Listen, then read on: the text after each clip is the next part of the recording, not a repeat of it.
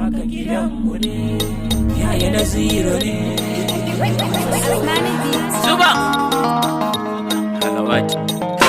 Lokaci yana ta nuni wasu ba su sani ba, da mun kado ka ganga jama'a sai zariya. Ashe ba da nufi kai ba, ni da ku masoya dan akwai amana. Idan mun doka ganga fara'a ku nuna, kuke ta ba mu kwarin gwiwa masoya.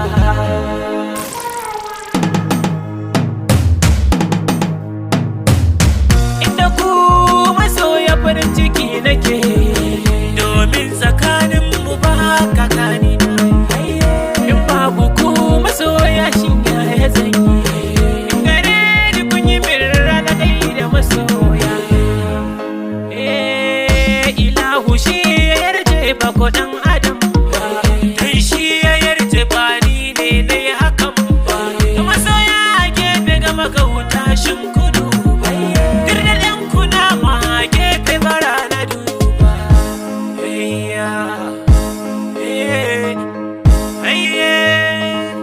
That's Yaya Zero Tension. Mai zuga mai aiki kuce garkuwa, gamji ta ka lafiya ka zama kainuwa.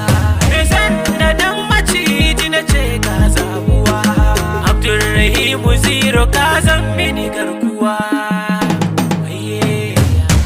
Ita hoa takunka na ce sannu gaska, a gaida namijin zaki ba kamar ka, a gaida cinka hannu ɗai bai daga ka.